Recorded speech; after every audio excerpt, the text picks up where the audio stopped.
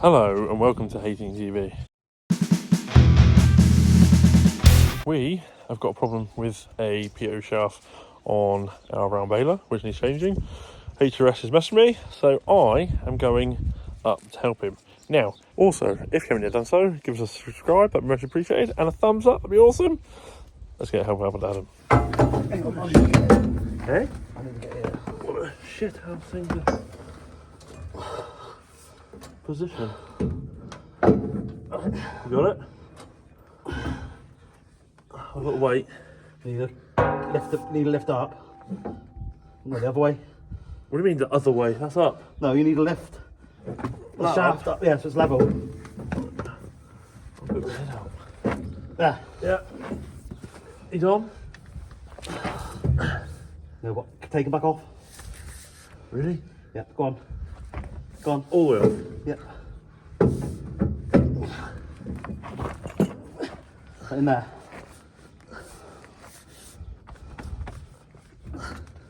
There. Right back. Right, can you pass me the... If you put that back on the stand. What? You put it back on the... Oh, on the... Yeah. Up on the... Like that. Yeah. Is the bolt down there? So you're on the floor beside your feet. Turn around. Oh, yes. You just got to push him. Have to pull him out. Hang on. It's going to be the... Right, can you pull him... Can you push him in just a minute? Just so you're wondering. As is Nah. Is he in? You just pull him out a little bit. Just... That must be it. Is there a hammer there a minute? On top of the... You could really be taken advantage of in your current situation. Story of my life, I'm never that lucky.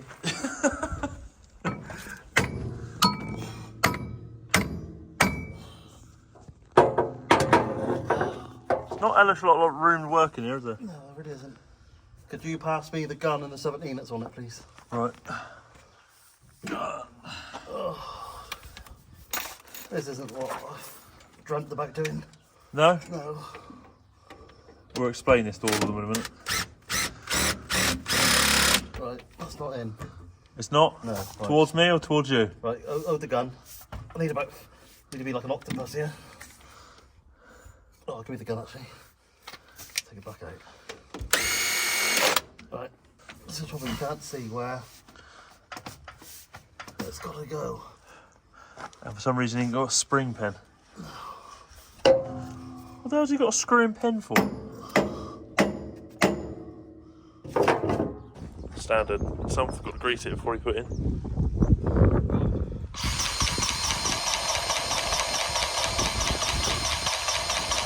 Excellent, eh? Should have done that before we put it in though, shouldn't it? Why? I like a challenge. So as you saw, we have just connected PEO shaft, new PEO shaft, back to this V8. And why is that Ad? It's bent. How'd it bend? No one knows. No one knows. The PDO fairies came. PEO fairies came, bent the freaking PEO shaft. So new PEO shaft has been ordered, put on. But we did have the wrong one sent first time, didn't we? Yeah, we had the heavy duty one sent, which wasn't the right one for us. No. So this one's been sent.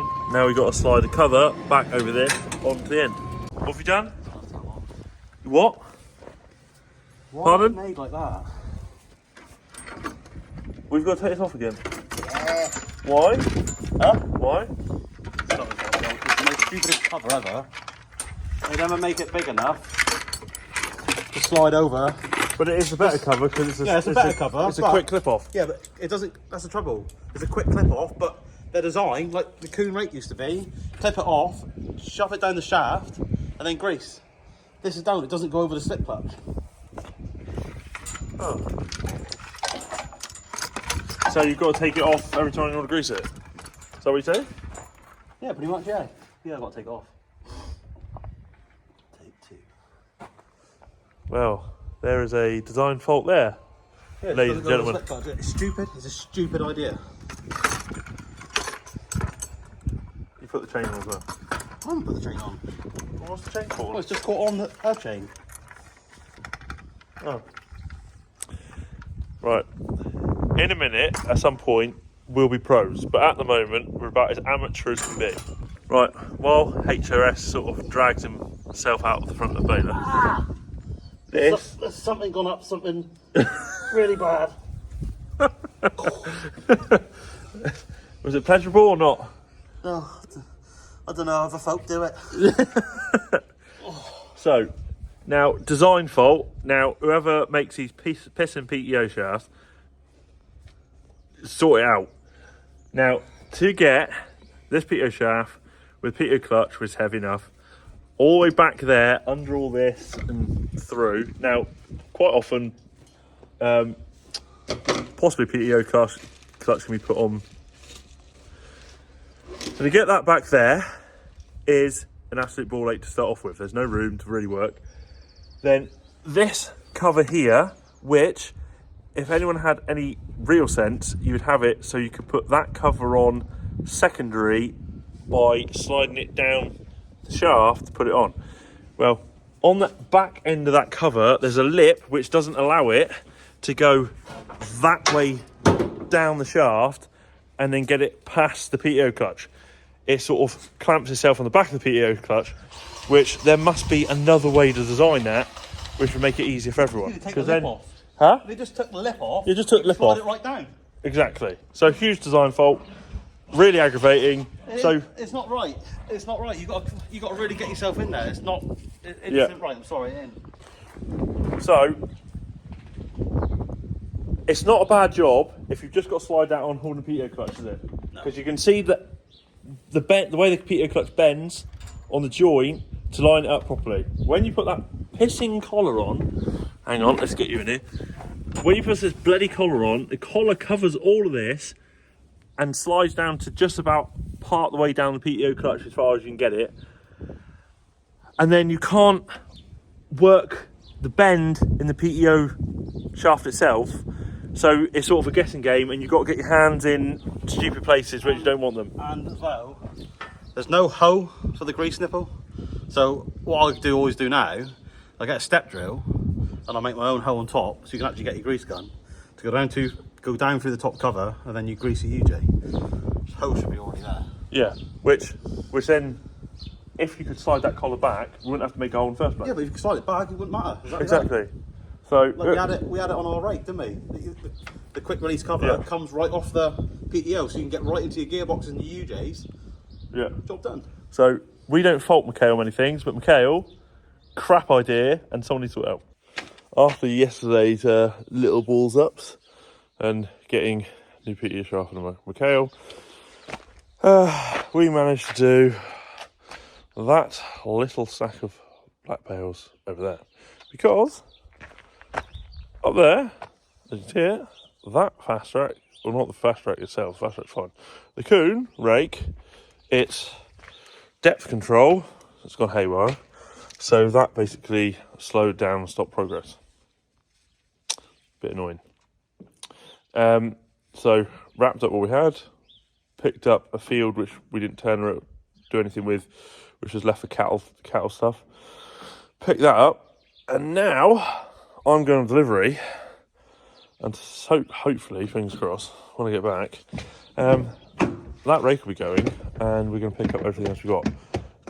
Cutting wise, we're not going to cut for a few days. We're going to see if we possibly catch a passing shower or something, maybe. That's not one of the forecast, but there's hope. And we might get a bit more bulk on volume, because some of it's sort of just starting to get that dry stage, it's stopped growing. And on a first cut, sometimes it's better to wait and get a bigger crop, because you can't get a first cut twice in a year, if that makes sense anymore. We're raking again. Yeah, it's a very quick fix. I've just popped out seeing. So what was wrong?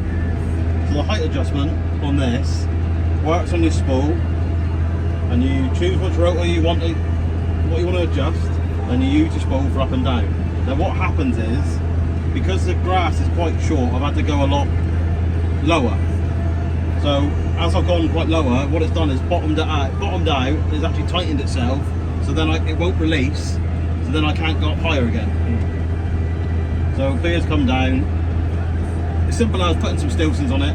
We could have done it, but because it's new and it's on warranty, it's not for us to touch. We can't touch it. No. So obviously, if I hadn't do the adjustment and lower it down, we don't get such a clean sweep of the field. It's got to be right. I mean, obviously, it was too low. So basically, it was too low, and what the tines were doing, it was just scraping the floor, and you just end up bending your tines in the end. There's no point. It's not as if we got rain coming and we're not under any pressure. Just they come first thing this morning, and it's done. Within 20 minutes, they were done. And if we swing it around, it's a pretty good view for it, isn't it? Yeah, I love this field. You can see the water, you can see Mothercombe, Bales. You can see the sea is, if I get my finger in it, the sea is right there. So we can look all the way down.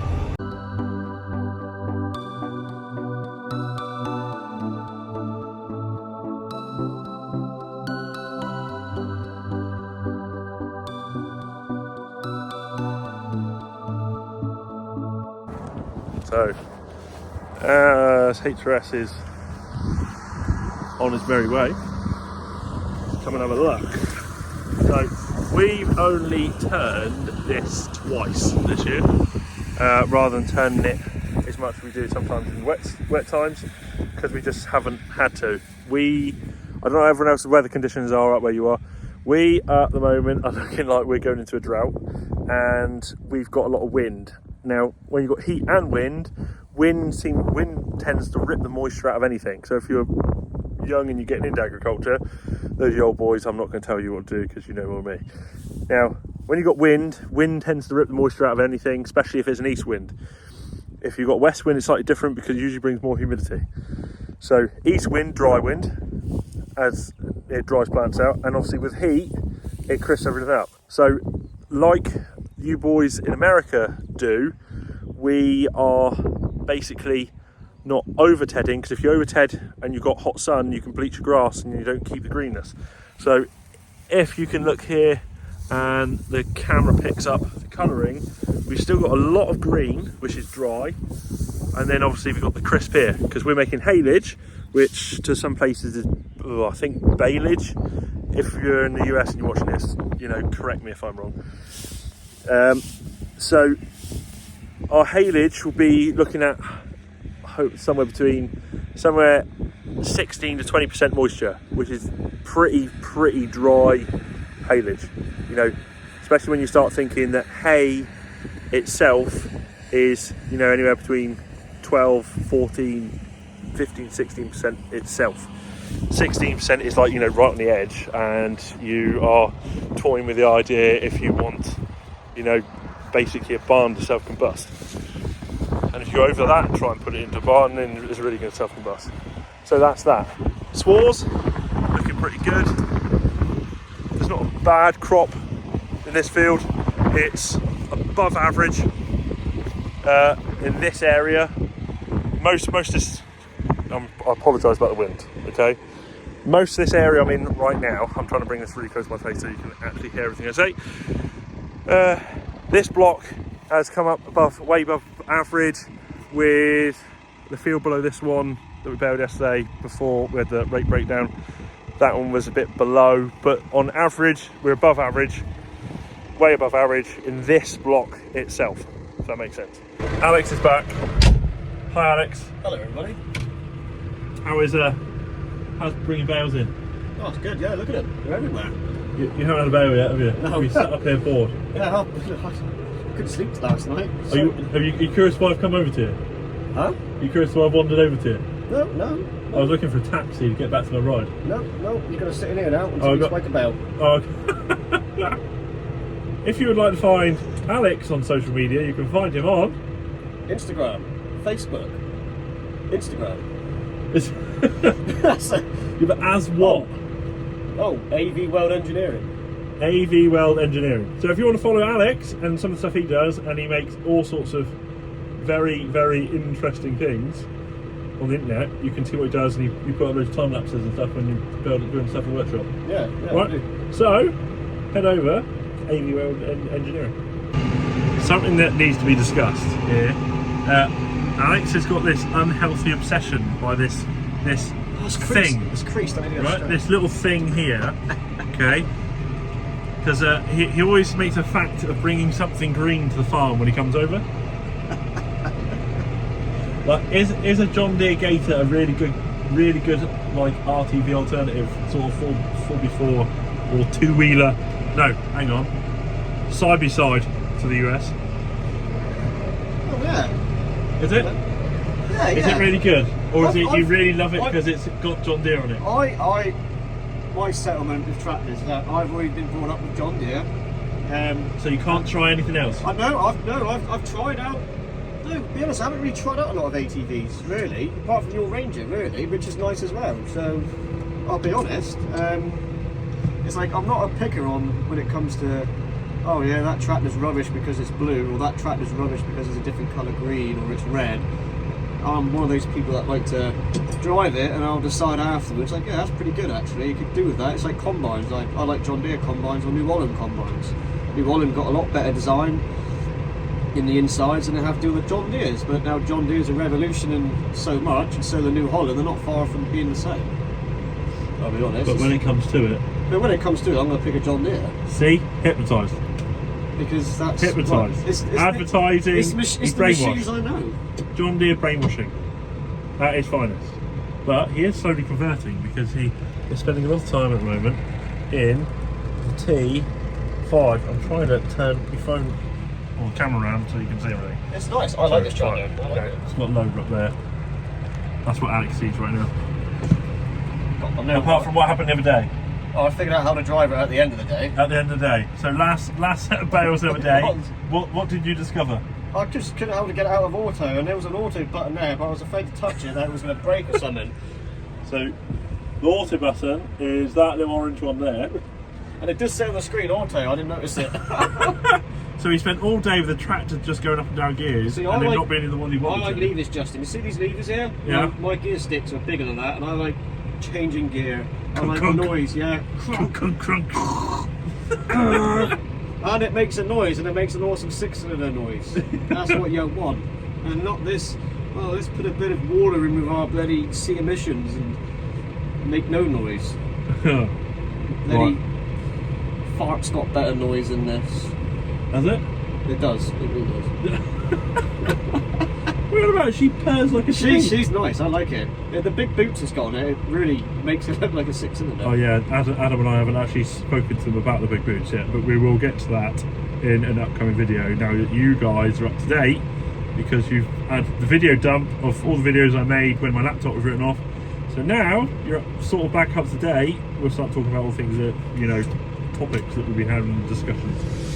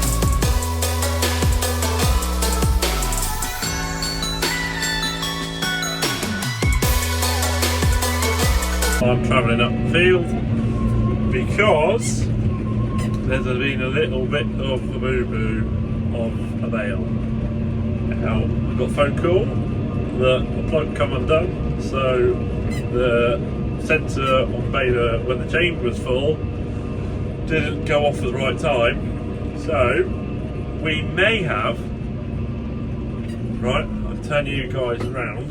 That there's a lot bigger than a 6 foot bale. It's could be near 6.5 to 7 foot, and we're not sure if it's going to wrap. First problem, it's too wide to grab enough of to hold it safely. So he's going to ride down like so. Now that is a 6 foot. That is well over 6 foot. I think it could be 7 foot, but another bale getting put in the side. But you can see the sheer distance. So I'm 6'2", so I'd say just under 7 foot. But now I've got to figure out if it's going to wrap on this very well, or if it's going to get stuck. So next thing to... Right, so I've just made myself stationary. That's what 7 foot, well, nearly-ish, so I've measured it, it's not exact, looks like on a wrapper. It makes the wrapper look rather small. Now, don't panic, I have got my trusty remote right here in my hand, so I can stop at any second.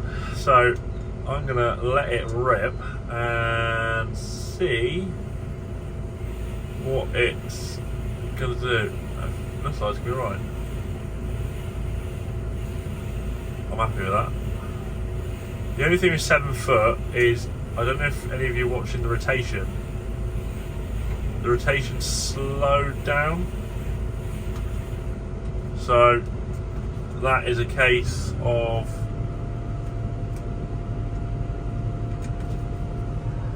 if you don't rotate it, if a bale's too big, or if a bale, like if the net rips on a corner or an edge or the middle for some reason and gives you an odd shaped bale, sometimes you have to just come over and lift it and put it back down, and then you always grip better once they've got plastic. I'll put it going again.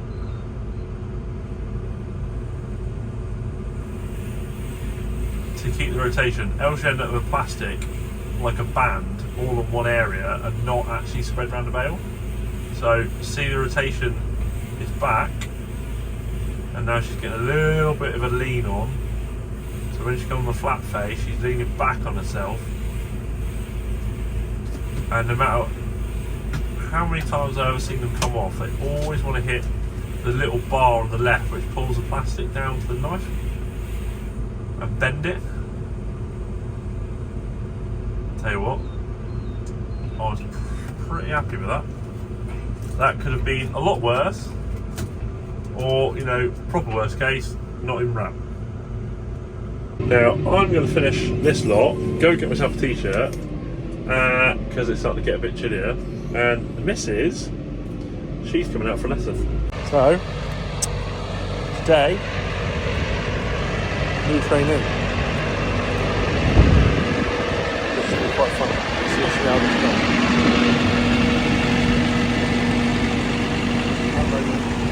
Slight bale difficulty.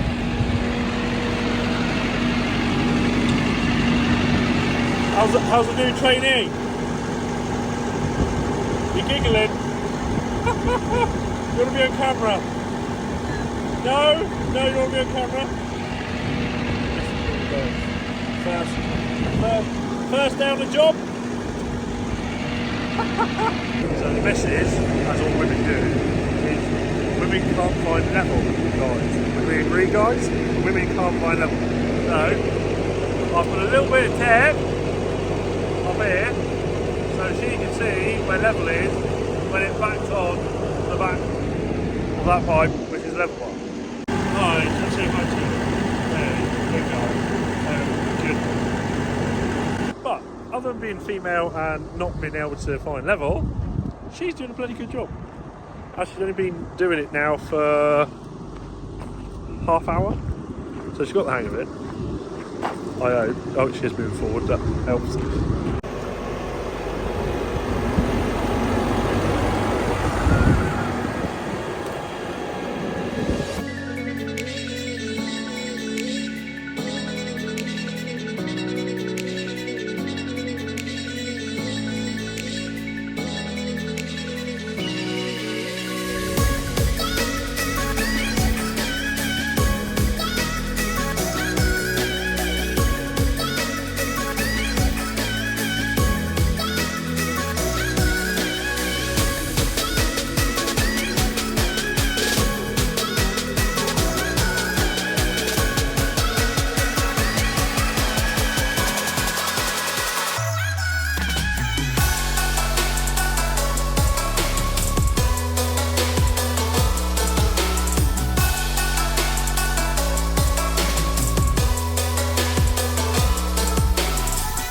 So just for sake of explaining, I just popped out in the field to basically, because I caught messed up, pair up all the bales that are left.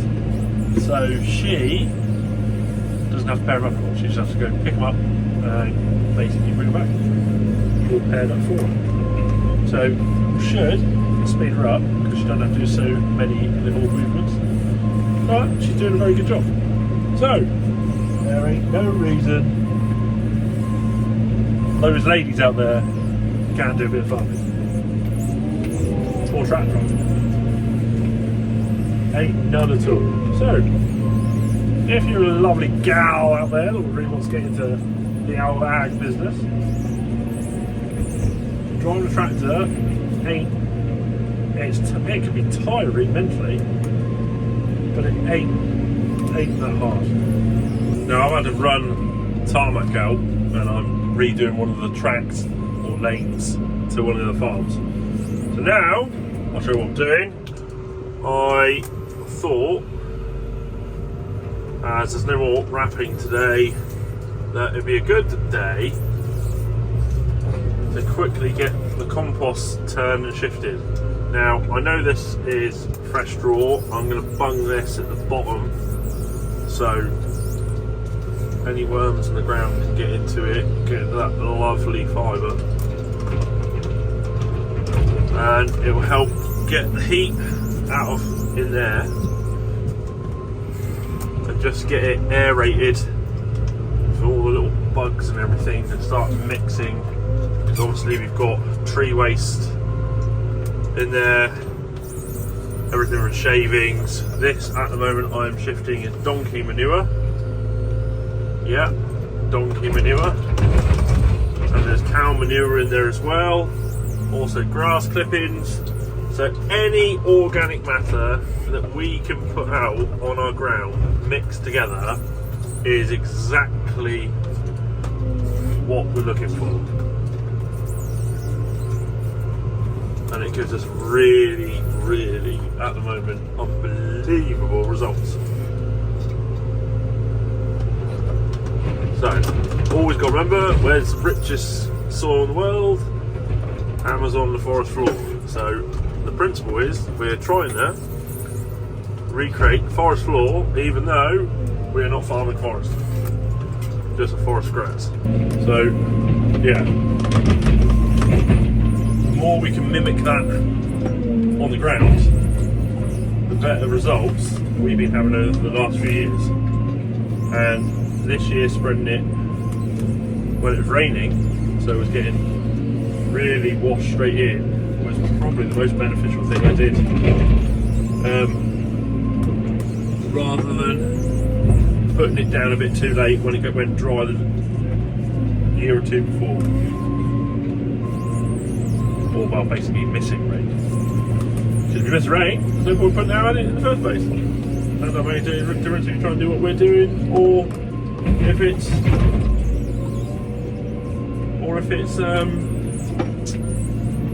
artificial fertiliser, because if it doesn't rain, it just evaporates, and then that's sort of very, very counterproductive. Oh, there's a heavy load, and this at the moment is breaking down lovely. So, as you saw on the screen a minute ago, that part behind me I'm putting over to the right, to like the next stage, so then everything that else has been brought in, it gets tipped and flipped in the same place. And then if I stay organised, which isn't all the time, next time I do the big shift, I'll shift one heat further on so it gets completely aerated, and then I'll shift this one to where that one is. Does that make sense?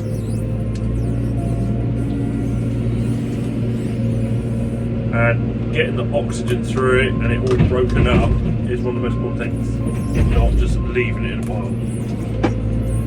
It helps all those bacteria and stuff really get working on breaking it down and getting the most out of everything, and also mixing it all up so you haven't just got one type of something going onto one field at any one point.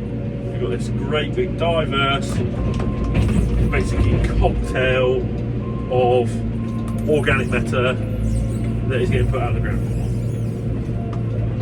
And it's like the fibre is just as important as the nitrogen content and the potash content.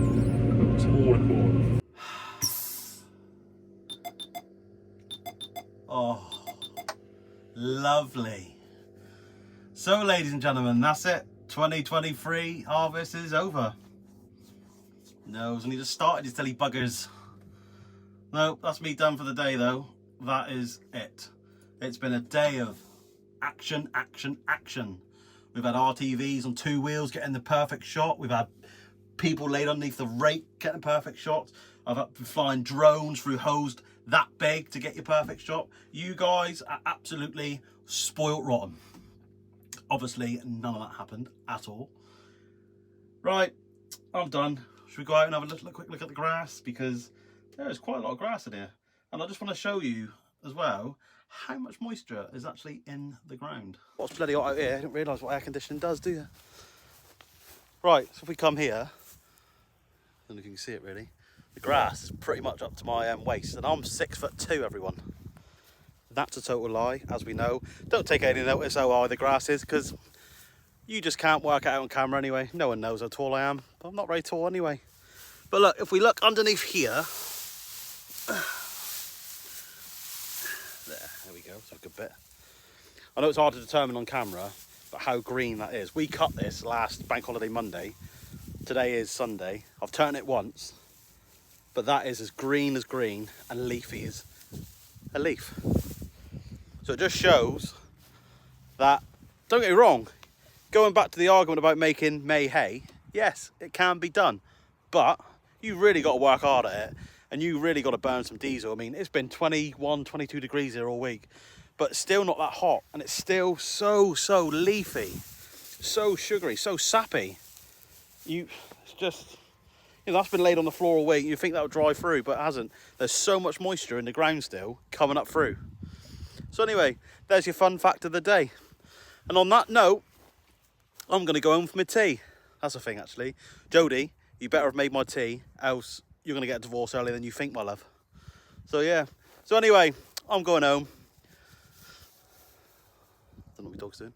And if you want to see more of us, catch us on Instagram, Twitter, Snapchat, and Facebook. And we'll see you on the next one. Cheers.